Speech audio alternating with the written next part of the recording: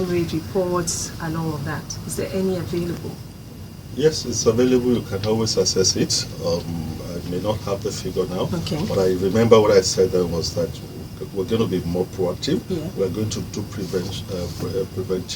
preventive actions. And of course, I must also tell you, when you talk in terms of data statistics may not be the correct yardstick of measuring police performance. You can measure police performance in terms of those things that you don't really see, as in how many numbers of crimes were prevented, and those things may not be captured. All what we know is that we've been relatively peaceful in Lagos. It's been relatively secured. Yes, that is it. I'm noting your words, though, and I'm going to use them back. Please go ahead. Okay, so you talked about data. Now, there's absolutely no way we'll get to continue without talking about forensics in Lagos State, forensics in Nigeria. My colleague had an experience, a few weeks ago, and her house was burgled. Now, according to the story, she had taken some policemen, the nearest police station to her house, to the crime scene being her home, and they had seen the footprints. And to her utmost surprise, the police officers just walked there, went through the footprints, did not do anything, and she was asking, what in the world happened to fingerprints? What happened to taking note of the footprints? How does it work? We're trying to train and retrain police officers, but I must tell you that there are a lot of things that Nigeria Police has that people don't know. I can tell you that in Lagos State here, as in other commands, we have what we call scene of crime vehicle. What did you call it? Scene of crime vehicle. Okay. Is that party we do take that vehicle to scene of crime where we lift finger impression, footprints like that. In Lagos? I can tell you that we have it, and we've taken that vehicle to so many places. Oh, there's just only one and we see. Is at Panti, and we also have the mobile, the handheld one. Okay. That maybe as of the time that matter was reported at that police station, cases that would need some technical input like that, we asked that the police station send it to Panti where we have those specialized equipment. It's not in every police station, just like you won't have it in all police stations abroad as well. But it's available. That's which is a surprise to me. We have it, and of course. But how does it work when we don't have a database for fingerprints of people in the country? How do? I'm surprised you say that. Do we do? There is a section in the Nigeria Police that we call the Central Criminal Registry, and it has my fingerprint. For people that have come in contact with the police, the law allows us to say that if we've come in contact with the police, that we should do that. Would we get to a point where the police would synergize with the banks, BVN, the telcos for the SIM card registration, and put all of it together with the passport, and just put all the data on the police? I think the major problem we have here in this country is that quite a number of people don't know where the police has reached in this country for now. There's a lot of synergy among all the institutions now. We do get in touch with the Federal Road Safety Commission to get data, the National Identity Card Agency. One of the things that we're doing with what do you call it now? The tinted glass thing. They capture back. They capture all these things. We are definitely going to go. So all these things put together, the INEC too capture. So all the institutions have been synergizing, and of course, all of it. Yes, it's not everything that you want to let out because they will jeopardize what you do as well. Oh, really? That's interesting because what is out there is we don't have a centralized database. So even when you're saying that there's a scene of crime vehicle where we get fingerprinting, people are wondering, so what are we going to use it for? Do we have where we input and say, okay, who is this person? Do we know where this person is? It's interesting. You probably don't know what we do. I'm telling you that that's why you're here, to somehow that we've gotten there. We sometimes we get real-time information. How do you think that sometimes some of these things are done and as if we are doing spiritual thing, we'll be able to tell you that there's a picture of the person There are so many kidnapping cases that we've done in this Lagos that by the time they are making complaints, you would show them a picture. You say, okay, do you know this person? This person must have been involved.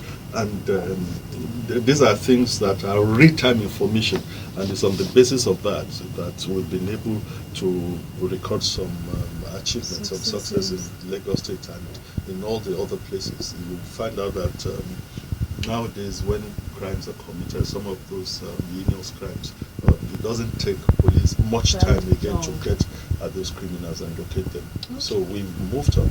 I want to say that the Nigerian police, for now, we can somehow relatively compare with some of our counterparts in some other countries. All right, let's talk about tinted glass. It's a good thing you mentioned because I have written it down. Yes. We heard in the news that there had been an extension to the end of this month with revalidation, tinted glass and the license and all. What exactly is the state of things as regards to tinted glass? Can they please stop us? If they can we show them that we have permission to drive cars that have factory-fitted tinted glasses? You have to remember that the Nigerian police don't make laws. Yes. The law is made, we are to enforce, and the police is that institution that is to enforce. The lawmakers have passed the law, we are going to enforce, and that is why, except the law is repealed. If the law is not repealed, it's not for the police to say, oh, repeal, cancel this law, or repeal this law. So we are only enforcing, and what we are just doing, it used to be like a manual thing before, that a letter will just be written to say that you have this permit. So we are digitalizing. We are capturing the biometrics of people, so that's part of populating our database, so that at a glance in every state police command, if you put this, you will know that okay, this person has come to register this car or that car as having tinted glass. But ours is just to enforce the law. It is not the police that make the law. If you're just joining us, his name is Fatai Owoseni. He's the Commissioner of Police in Lagos State, and we're talking about a few things. Not sure we'll have time to go to the phone lines, but we have a number of questions to ask. Now, there's so I had a guest a few days ago, and the guest talked about was kidnapped somewhere in Lagos in Aguda, and thankfully he was returned to the redemption camp. Now, in the 2 days he was away for, his family members had contacted a number of police stations. His family had told me that some police officers had asked for mobilization fee for them to go to action. So I had not yet digested that information, and then someone in the office here told me that his mechanic had told him that a customer of his had his car also stolen, and he had gone to the police station and they asked for the same thing. So I'm wondering to myself, what in the world is a mobilization fee? And where certain police officers have asked, where do we report them instantaneously? How do we get these police officers investigated? Let me first appreciate your station, because as I walked into the studio, I saw one of those posters, the complaint response unit. Yes. You have that, and we've made a lot of noise about it. There are social media platforms on which you can contact the complaint response unit. You have the telephone there. That is one in getting people reported. But when they talk of mobilization, there is nothing like mobilization in the police. But you cannot rule it out as a fact that if you go to a police station and you probably report a case that, oh, somebody has done this, and you are in Lagos and the person is in Kano, and of course, if you want the police to follow you to Kano, if the poor guy has not been provided for with a ticket to go to Kano, it's just a basic thing. The police guy can say, oh, okay, just get a vehicle and let us go to Kano. What you don't have, you don't give. There are ways that Nigerians do interpret that, but everything depends on what is available to investigate a case you've reported. Even when the proximity, because the two stories now, I know that one of the story, the kidnap story, I don't know the exact police station where they have been asked to pay mobilization fee, but as I stated earlier, he was kidnapped in Aguda. The second one was the nearest police station to our house, and they still had asked for mobilization fee. Yes.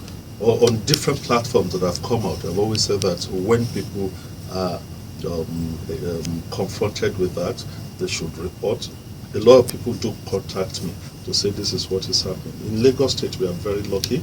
We have all those vehicles with which the police station can respond. We have vehicles everywhere. We have all the things that we could use to respond to crimes. And of course, I won't say that you won't have situations like this. By the time you get into it, you even find out that because of the kind of some of cultural practices, that you believe that, so if I don't do this, it's not just in police station. You go to the hospital, before you know it, you would see someone giving But the fact that it happens, it's a good thing that you're saying that it's not what should happen. But where we find a situation that a case has been reported and the police officer in question is going out of state and provision is made, in that regard, there is no scenario where he should be mobilized. If I'm getting you right, it means that if I'm reporting a crime or something that happened in Lagos State and we need moved to Kano State, that there might be a presumptive agreement between the police officer and the families or whoever it is that's come to the state. Since we need to leave the state, you need to help movement out of state. Is that it? It's a very simple thing. If you've reported a crime to me now, and I'll tell you, oh yes, I'm going to make application to get me funded to follow you to Kano, to go and investigate. By the time I'm making my application, getting approval for a tour in advance or whatever, or my upkeep, you feel that it's too slow for you. If you come up and say, oh, yes, I'm going to get you the ticket. So you are facilitating your case. What you should understand is that, okay, the poor fellow will not use his salary. We are living, there are things that are utopian. There are things that we must get to know. And as much as government try all the possible best to provide for the police, there may be some gaps that investigation, security is very, very expensive. So we need to come to terms with some of those things, and that is just the police in Lagos cannot contact the police in Kano to take away. We do that, and most of the complainants that have come in contact with me, I can tell you, as I've always told people, I don't have any cause to lie. Where we have such cases, we use the medium that we have by writing to the other command to say we are investigating this case. And we've been told on good information that the person we are looking for is located in your area. Please, can you assist by sending detectives to go and get this person?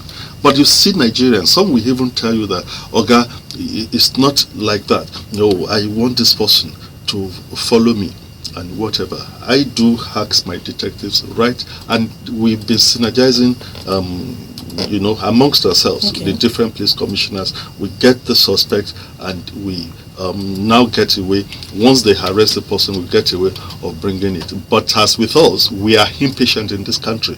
The guy would tell you that, oh, no. It's because not until they move you physically to the place. Impatience not tied to the nature of the crime or the offense at hand. If some of it has to deal with, urgency of time. No, there is nothing. When you talk of investigation, that is, I'll still repeat it. Even in the advanced world, where they have everything, investigation is such that could take 1, 2, 3, 4, 5 years. And somebody is reporting a case in Nigeria, we want you to perform magic and solve it in 1 month. That is number one. Number two, once you are investigating, and even where you tell the person that has reported, oh, look, if we continue, you'll be faulted on this. Nobody wants to be told in Nigeria that he has done a wrong thing, even when it is manifestly clear that he has done a wrong thing. Some people will bring all those financial cases to you, Yeah. and they will tell you that, so I had loaned this person money, I want you to recover. There is no law in this country that says police should go and recover money for people. We should look for evidence and prosecute. And Nigerians don't want to go for prosecution, because they will tell you that if you send the case to court, it will be come today, come tomorrow. The police don't have a control over that. The police, there is no restitution in our law. That is what people don't know. So people just want to do everything to their favor, even when they are manifestly wrong. So what I'm saying is that we need to be patient with the police. The government is trying its possible best to make sure that they provide what we need to do to perform our functions. But when you compare the overwhelming nature of what we are confronted with and the resources, there must be a gap, and those gaps must be filled somehow. That is the practicability of these things. We don't need to lie about it. Let's go to the dispatch. The call centers are very effective, but the nature of the response, more specifically the rapid response squad and any other person that is dispatched to the scene of wherever it is the issue is very, very abysmal. I addressed that question at your sister station. Look, people have come up, just like the same thing they say that the international standard is one policeman to 400 citizens, and people will also tell you that the response time that is allowed is 10 minutes. All things being equal, who has conducted that research? Nobody has come up to say these are the basis upon which that research is conducted. Everything being equal, you have to situate yourself with the society, the community in which that research is concluded. If you have good network of roads, you have good labeling, addresses, and all those things, you will not situate our situation